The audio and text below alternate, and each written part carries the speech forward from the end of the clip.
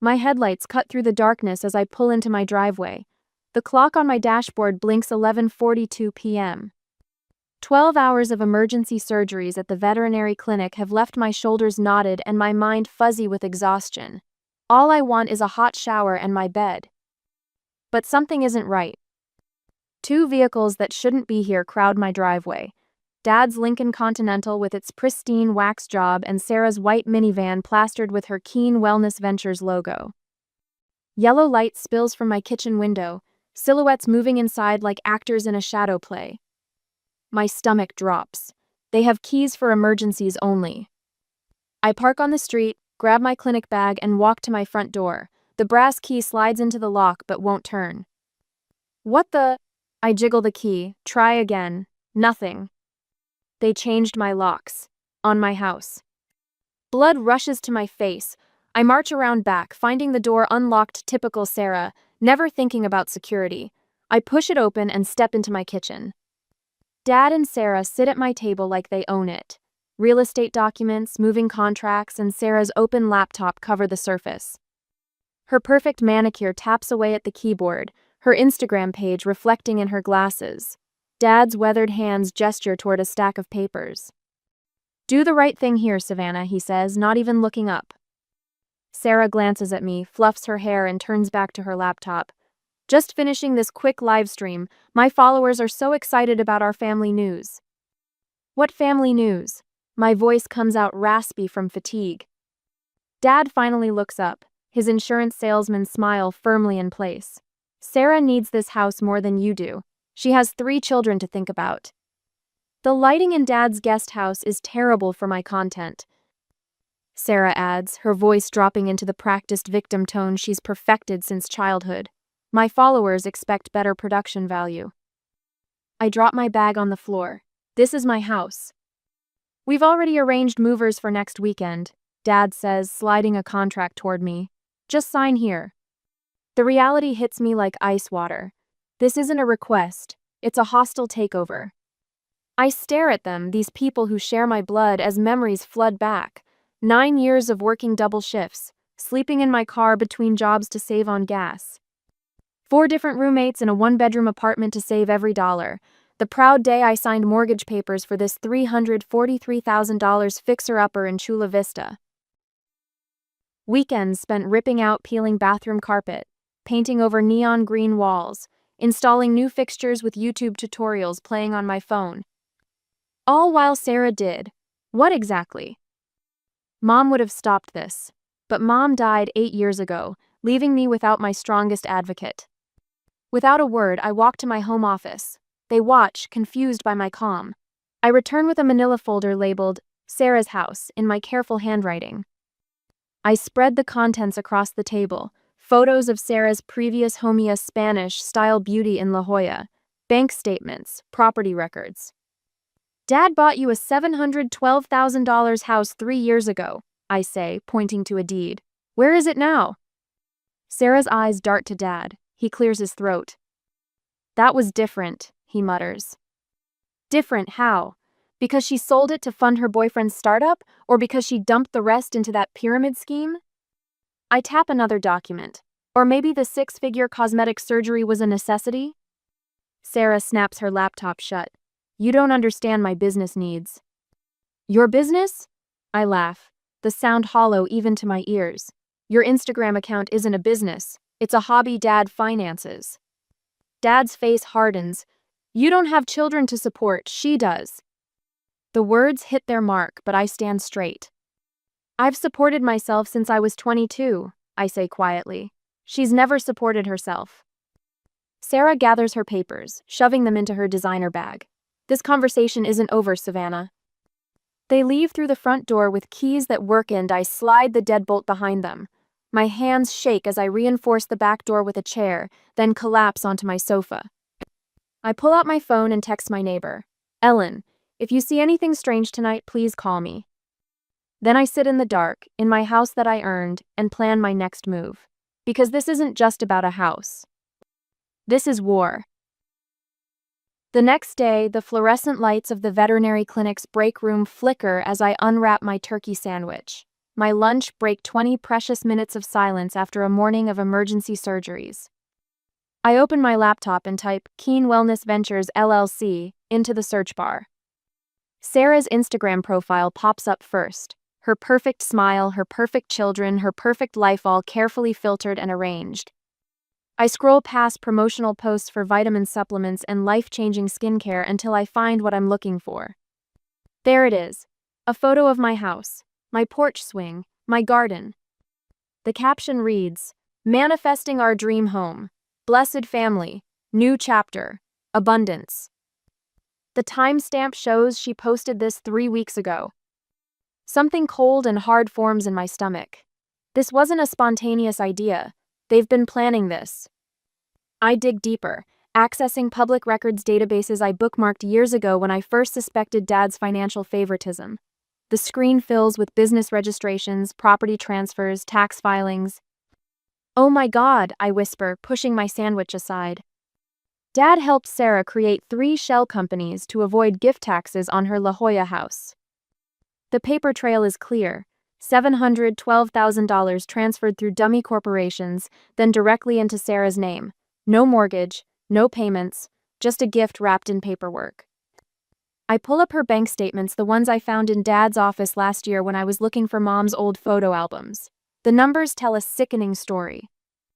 $29,000 to Brett Holloway, Sarah's ex-boyfriend who claimed to be starting a tech company. $180,000 into Divine Wellness, a multi-level marketing scheme that collapsed 8 months later. $215,000 in a single year on luxury purchases and cosmetic procedures. The turkey sandwich sits untouched as I screenshot everything, organizing files into folders with methodical precision. My hands don't shake, not anymore. My phone buzzes with a text from Cousin Margaret. "Savannah, we need to talk about your responsibilities to the family. Call me." I silence my phone without responding and continue my research. Screenshots show Sarah contacting moving companies using my address. Dad's credit card statement shows deposits for movers and a locksmith scheduled for Friday 2 days from now. The break room door swings open. Dr. Reynolds, silver-haired and sharp-eyed, pauses in the doorway. "Everything okay, Savannah? You look like you're plotting a murder." I close the laptop. "Just family drama." He leans against the doorframe. "The kind that affects your work schedule?" "Possibly. My sister and father are trying to take my house." Dr. Reynolds blinks, then nods once. "Let me know what you need. We can adjust your hours." "Thank you." After he leaves, I text Ellen, my retired neighbor who watches the neighborhood with eagle eyes from behind lace curtains. "Can you keep an eye on my place? My family might try something while I'm at work." Her response comes immediately. "Already on it, honey. Saw that sister of yours taking pictures of your backyard yesterday again. Got my binoculars ready." Relief washes through me. Ellen, Dr. Reynolds, Officer Martinez from the K9 unit who brings his German Shepherd in for regular checkups and gave me his direct number last month. People who respect what I've earned, not what I've been given. During afternoon appointments, my phone rings. Sarah's number. I send it to voicemail and focus on administering vaccines to Mrs. Peterson's tabby cat. The voicemail notification blinks. I wait until the cat is safely back in its carrier before listening. "Aunt Savannah." Mason's 8-year-old voice pipes through the speaker. "Mom says we're moving to your house. Can I have the room with the big window? Luna wants it too, but I called it first." In the background, Sarah's voice coaches, "Ask about the backyard, sweetie." I delete the message and slide the phone into my pocket. That evening, after I came home, the security company had already changed the locks again and installed security cameras around my property as I called and begged them to do so in the morning. The small black devices blend with the eaves. Inside, I spread my documents across the dining room table, mortgage papers, deeds, tax records, utility bills, everything in my name. Everything paid for with my money. The next morning, I stand outside Dad's insurance office 20 minutes before it opens. His silver Lincoln pulls into his reserved parking space at exactly 7:40 a.m. He's nothing if not punctual. His face falls when he spots me. "Savannah, I'm preparing for a client meeting. This won't take long." Inside his wood-paneled office, 3 of his colleagues glance our way as we pass. Good. Witnesses. Dad closes his office door, but not before his assistant Marjorie gives me a curious look. Why are you helping Sarah take my house? I keep my voice steady. Dad straightens papers on his desk. She has 3 children, Savannah. They need stability. So do I. You've always been fine on your own. The words hang between us, revealing everything. My independence me strength has been used against me my entire adult life. I'm your daughter too, Dad. My voice cracks slightly. I was never fine. I was just strong. His eyes flicker with something recognition, maybe even guilt before hardening again. Sarah needs help, you don't. A memory surfaces. Mom in her hospital bed, thin fingers gripping mine. Sarah won't change until she faces real consequences, honey. I stand. This conversation is over, and so is your access to my home. That afternoon, a bouquet of lilies arrived at the clinic. The card reads, "Enjoy your last week in our house. Love, your grateful sister." My phone rings. Dad's lawyer requesting voluntary family mediation. In my car after work, panic claws at my chest. I can't breathe, can't think. My hands grip the steering wheel as I gulp air. 5 minutes. I give myself 5 minutes to fall apart. Then I drive home, march straight to my home office and begin transforming it. Evidence boards replace framed photos, legal documents replace novels on the bookshelf. Mom's journal found hidden in an old recipe box last night sits open to her final entries. Savannah deserves her own path to happiness. I trace Mom's handwriting with my finger, then turn to my laptop. Time to fight back. Next day, my gloved hands remain steady as I place the final pin in the pit bull's shattered femur. 4 hours into this surgery, and the operating room smells of antiseptic and determination. The dog was hit by a car this morning, another emergency that arrived just as I was setting up the break room for Dr. Reynolds' birthday. Beautiful work, Savannah, Dr. Reynolds says, his voice muffled behind his surgical mask. That's going to heal perfectly. I nod, not breaking concentration. This is what I do, fix broken things with precision and care. The stark difference between my work life and home life isn't lost on me. Here, I'm respected. Here, my skill matters. My phone vibrates in my pocket for the 3rd time in 10 minutes. I ignore it. Let's close him up, I say to the surgical assistant. The steady beep of the heart monitor provides a comforting rhythm as we finish. Only when the last suture is placed and the pit bull is stable in recovery do I strip off my gloves and check my phone. 3 missed calls from Ellen. A security alert reading "Motion detected, front door." My stomach knots as I open Ellen's urgent text. They're here. Moving truck, locksmith van, the whole family. The break room falls away. I see only those words on my screen pulsing with threat. Savannah?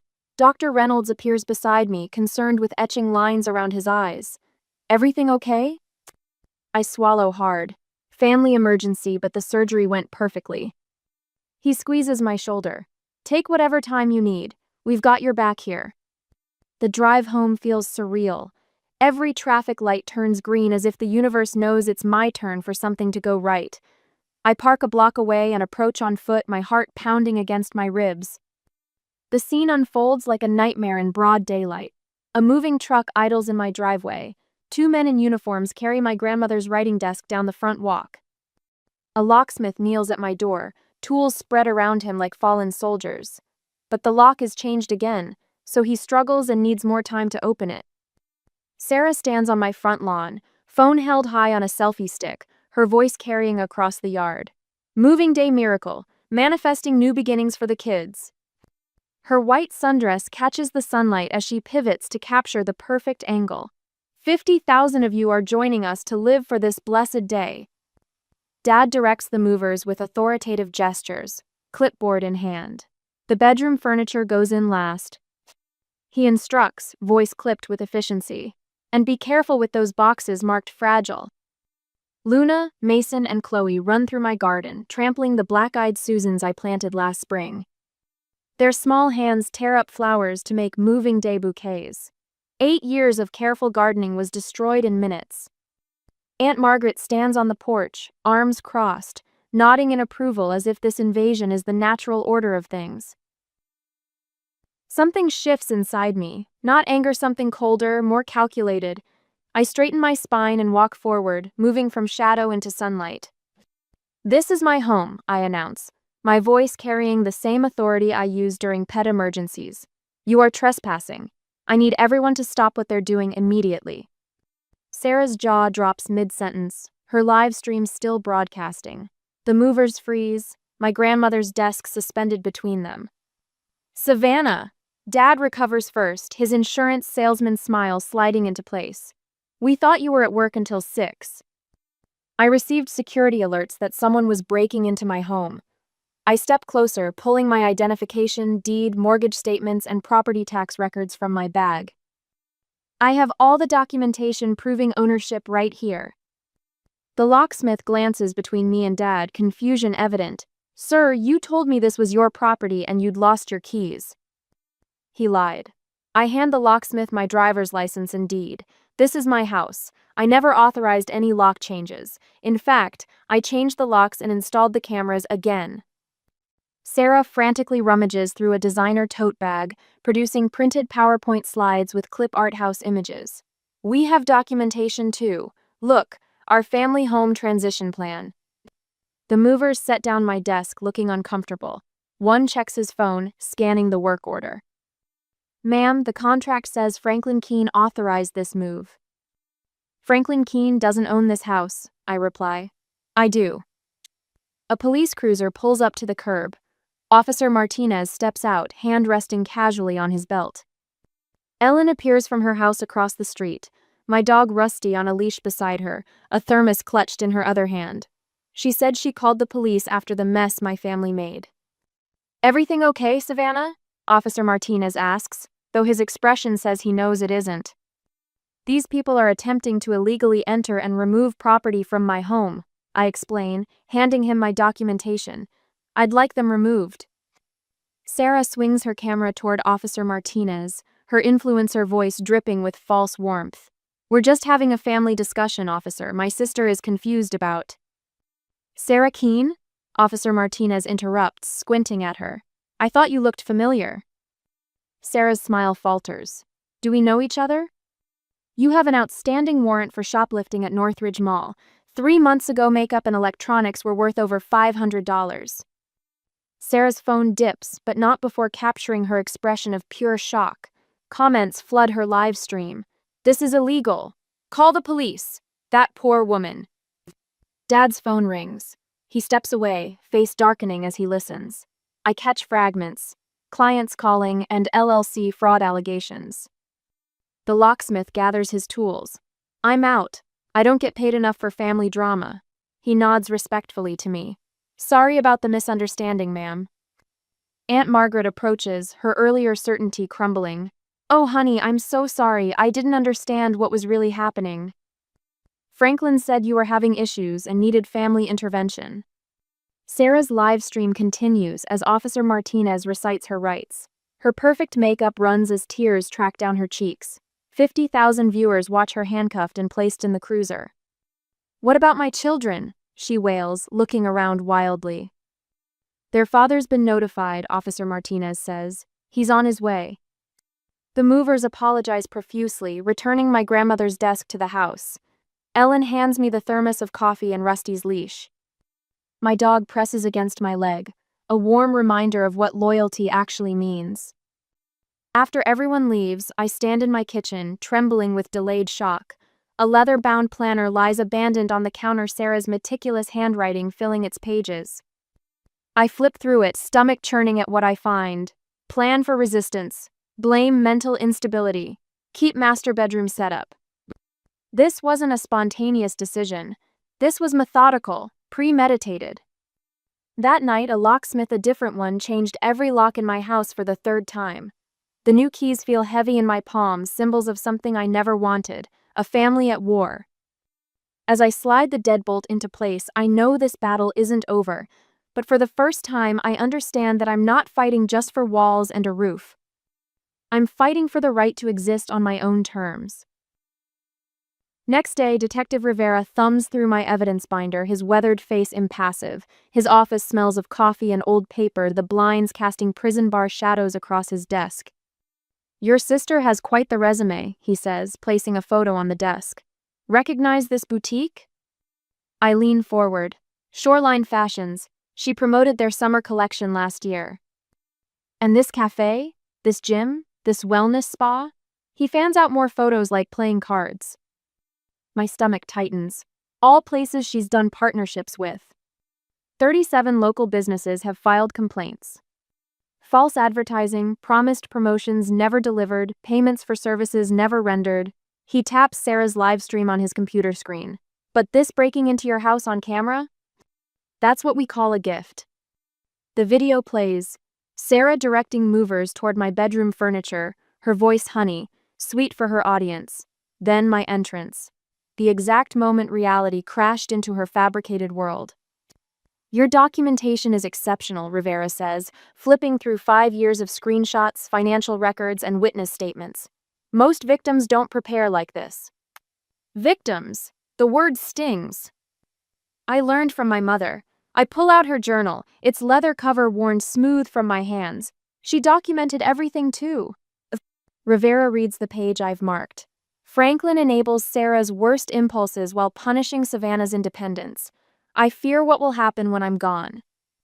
"Smart woman," he says quietly. My phone buzzes. Dr. Reynolds calling. "I need to take this." "Savannah, your father just called." Dr. Reynolds sounds furious. He said you're having a mental breakdown, that we should be concerned about patient safety. Cold rage floods my chest. "What did you tell him?" "That in 15 years of veterinary medicine, I've never worked with anyone more stable or competent. Then I informed him you've been promoted to senior technician, effective immediately." Tears spring to my eyes. "Thank you." "Don't thank me for the truth. Take all the time you need." As I hang up, Rivera's computer pings with an alert. He swivels the screen toward me. Breaking news. Local influencer arrested during illegal home invasion livestream. The article includes screenshots from Sarah's own broadcast. Her followers' comments scroll alongside. Outrage, betrayal, revelations about her business practices. "She promised my bakery 10,000 new customers. We paid her $3,500 and got nothing. She tried the same moving in scam with my cousin's condo. I reported her fake partnerships to Instagram months ago." Rivera closes the laptop. "Your father's insurance clients are requesting policy reviews. Several have mentioned potential fraud concerns." My phone lights up with messages. "Ellen, 5 news vans outside. Don't worry, neighbors formed a blockade. No one gets through without your okay." Dr. Reynolds, Channel 8 asking for comment. "Told them you're the most ethical person at our clinic." Officer Martinez, investigation details confirmed to press. Sarah facing multiple charges. Cousin Jason, handling all legal communication. Focus on yourself. We've got this. Each message lands like a stone in a still pond, ripples of support expanding outward. For the first time since this began, I breathe deeply. Rivera hands me back my mother's journal. "The DA wants to talk about a plea deal for your sister. Multiple counts of fraud, trespassing, attempted theft. Your father might face accessory charges." Good. Rivera studies me. "Family cases are messy. People often back out when reality hits. They tried to steal my home. They changed my locks. They painted me as unstable to anyone who would listen. My voice doesn't waver. I won't back down." My phone pings with another alert. A social media post from Aunt Margaret. "I publicly apologize to my niece Savannah for supporting what I now understand was a calculated attempt to steal her property. Family should protect, not prey upon one another." Below her post, comments from other relatives share similar stories of Sarah's manipulations. The office door opens. Rivera's assistant hands him a folder. "Sarah's pleading guilty to avoid trial. Full restitution to the businesses she defrauded." He scans the document. "Your father's settling all financial disputes and taking early retirement. The restraining order is approved. They can't come within 500 feet of your property." Is it over? Legally, yes. Rivera hands me a business card. But family wounds run deep. This woman helped me when my sister tried something similar. I read the card. Family Property Theft Support Network. Maybe others could benefit from your experience, he suggests. That night, I sat at my kitchen table, the same table where Sarah and Dad plotted against me. I opened my mother's journal to the last page she wrote before cancer took her. In careful handwriting, 5 words: some children must save themselves. I place the journal in a simple frame, hanging it where I can see it every morning. My phone buzzes with a text from Dr. Reynolds. Clinic received $5,000 in donations today from people impressed by your story. They've specified it for emergency care for patients who can't afford treatment. In my house, I stand alone but not lonely, surrounded by walls I painted, floors I restored, and a future entirely my own. 2 weeks later, the county jail's visiting room smells like industrial cleaner and desperation. Sarah sits across from me, an orange jumpsuit washing out her carefully maintained complexion. Her perfect manicure is chipped, her eyes, puffy from strategic crying, search my face for weakness. Savannah, please. The bail is only $15,000. I can't stay here. Her voice breaks on cue. The food is making me sick. My followers are worried. I stare at my sister, letting silence stretch between us. 5 years of documentation sits in labeled folders at home. 5 years of screenshots, recordings, and financial trails. All leading to this moment. No. Sarah blinks, mascara smudging beneath her lashes. What? I said no. The guard shifts behind us. Sarah leans forward, abandoning the tearful act. These are serious charges, Savannah. Fraud, theft, identity misrepresentation. Do you understand what this will do to my children? Your children are with their father, where they're safe and stable for the first time in years. I tap my fingers on the metal table. Your choices put them there, not mine. Dad says, Franklin offered me $50,000 yesterday to drop everything. I cut her off. Cash in a manila envelope. Said we should move forward as a family. Her eyes widened slightly. She didn't know. Your children called last night, I continued, reading from scripts.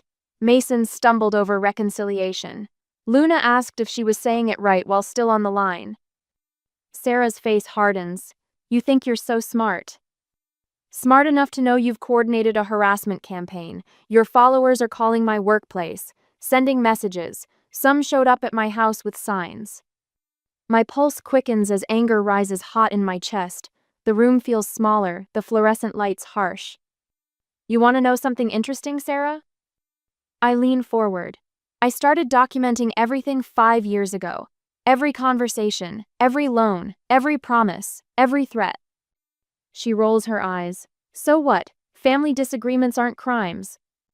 Fraud is. Identity theft is. Filing false police reports is. I count on my fingers. Lying to banks about property ownership is. Violating restraining orders is. The color drains from her face. Franklin's threatening to challenge Mom's will. I say, he thinks I don't know he already tried in 2019 and the judge dismissed it. He thinks I don't have Mom's actual medical records proving she was completely competent. Sarah's composure cracks. You're bluffing. Someone filed anonymous complaints about my veterinary license.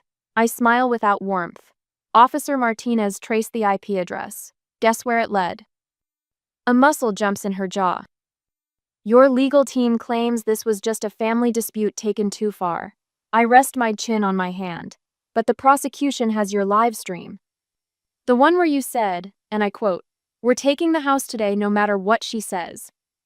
Sarah glances toward the guard, lowering her voice. I have children. You keep saying that like it excuses everything. I sit back. Your children deserve better than a mother who teaches them that stealing is manifesting, that fraud is entrepreneurship, and that family means whoever you can exploit. You've always been jealous. I've been documenting, I corrected her. For 5 years. Every conversation, every message, every social media post where you hinted at taking my house. I tracked the dummy companies Franklin created to hide his gifts to you. I recorded when you told your followers my house was your investment property. The fluorescent lights buzz above us. Sarah's expression shifts from anger to calculation.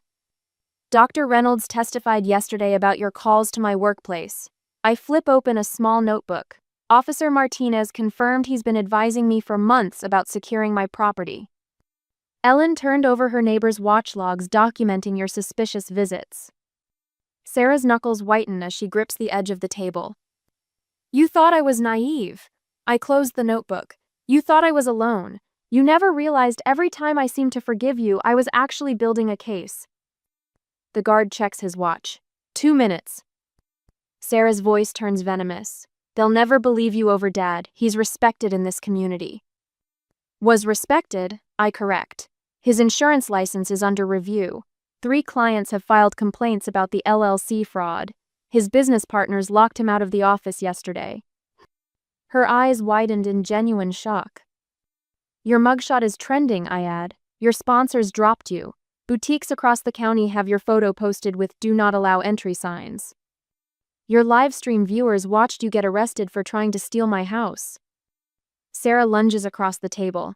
The guard steps forward, but I don't flinch. You ruined everything, she hisses. No, Sarah, you did that yourself. I just made sure there were consequences. The guard taps her shoulder. Time's up. I stand, collecting my purse. The children are thriving with their father. Luna made an honor roll. Mason joined soccer. Chloe's seeing a child therapist who's helping her understand what happened. This isn't over. Sarah spits as the guard leads her toward the door. It is for me. I walk out without looking back. 2 weeks later, an envelope arrives from Arizona. No return address, but the handwriting is unmistakable. Inside, a single page. Savannah. I need help with rent, just until I get back on my feet. $3,000 would cover the first month. We're family, please remember that. Sarah. I take a red marker from my desk, write "No" across the entire page, and slide it back into the envelope. Franklin calls that evening. Savannah, we need to talk about moving forward. The restraining order was extended yesterday, I told him. Any further contact will result in arrest. I hang up before he can respond. That night, I framed my house deed and hung it above my fireplace, not as decoration but as a reminder. My phone buzzes with an email from a women's advocacy group, then another from a legal foundation. A third from a documentary producer. My story has spread.